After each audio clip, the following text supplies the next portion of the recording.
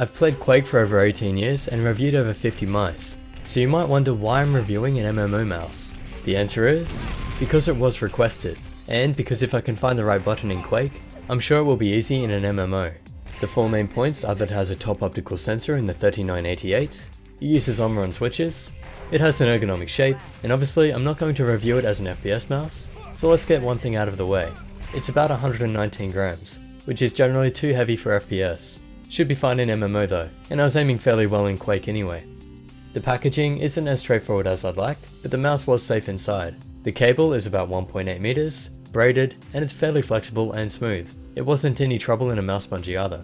Here's a quick tour of the mouse so you know what it looks like. It has the 12 buttons on the left, and those are angled to give us some slight ledge for comfort and picking it up. It has a fairly wide back, which doesn't fit exactly into my palm, but it is still comfortable.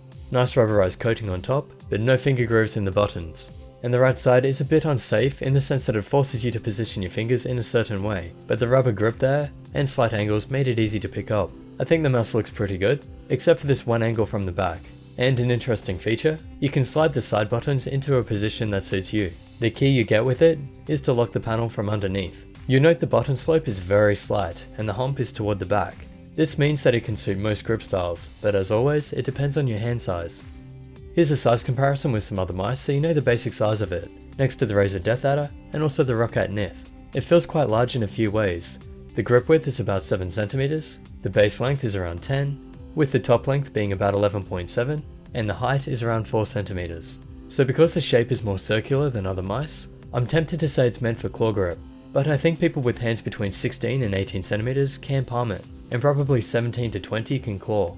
Fingertip would need a hand over 18 cm. Check the size chart, try to aim for as close to the green as possible. The weight distribution feels fairly good. It's roughly in the middle of the mouse, which is in line with the sensor. Moving on to the buttons, here is a listen to the clicks.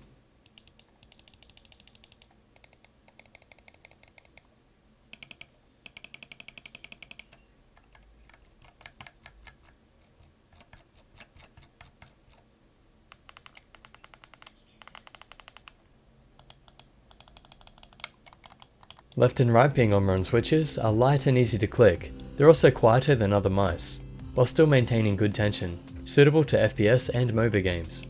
Middle click has more tension, but I can click it in comfortably. For scrolling it's quite smooth, with only a slight strain and a little sound, and the steps are still noticeable, so this is good for gaming and browsing. The side buttons have a good amount of travel, and despite playing Quake and lifting the mouse a lot, I rarely had accidental clicks. So they can be used in FPS, they should be good in MOBA and MMO as well. The DPI buttons are fairly far back, so it would be hard to use on the fly. In the latency testing, neither test is accurate, but compared with the G900, it seems to be about the same. No real difference as far as I can tell. Overall, I really like Corsair's quality and the buttons fit well with that, and no problem using multiple buttons together. Now checking the implementation of the 3988 sensor.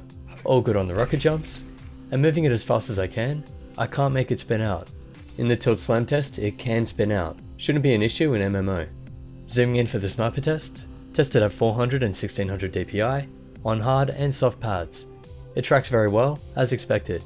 I don't have an accurate acceleration test, and I get different results a fair bit, but it's within range so I think it's okay.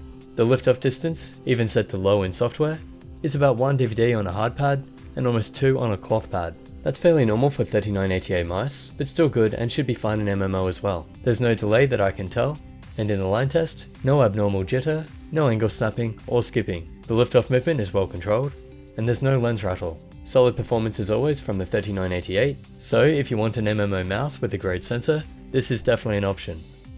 For the build, there's no rattles when tapping it, but there is a very slight rattle when shaking it, nothing bad though. For materials, this front area is a glossy plastic that picks up fingerprints. The buttons look like they're metal, but they're plastic. Rubberized top feels good, may wear out over time or absorb oil from the fingers. And the textured rubber grip on the sides all feel great. I really like how this mouse feels. And it has 4 mouse feet that glide well on hard and soft pads. In the software, you can redefine each button by creating an action. Unfortunately, the macro option doesn't detect mouse commands, only keyboard. You can remap them to other buttons or keys, or even shortcuts. In lighting effects we have 4 zones, with rainbow, color shift, link and others. So you can use it with your other Corsair devices, and you can also use rainbow wave with that. In DPI, it goes from 100 to 12,000 in increments of 100. You can set 5 different steps, each with a color, which will show up on this light next to the buttons. In performance, I had the liftoff set to low, and it also has onboard memory, so it should remember your settings. In conclusion, it's not a first-person shooter mouse, but I was still able to play fairly well with it, and I bound each weapon to a button on the side, so all my weapon switching was being done on the mouse. Even with only a few hours in game, I was able to find the buttons fairly easily. So I would say with some practice, MMO players should have no trouble learning how to use all of them. I really enjoyed Corsair's overall quality, especially with the materials and the buttons. My usual complaint with them is the shape and the weight. The weight is okay for MMO, and the shape is surprisingly comfortable. Personally, I would not use this as an FPS mouse, but if you wanted to, you could, as shown by these highlights. And that means I recommend this to the World of Warcraft players who also play Overwatch casually. It's a great mouse with a lot of great features, and for what it is, I think it's one of the best, if not the best at the moment. So it's a great mouse, highly recommended. If you'd like to buy one of these and help support the channel, you can use the links in the description. Special thanks to Corsair for sending this out for review, and as always, subscribe, share, like this video, and I'll catch you in the next.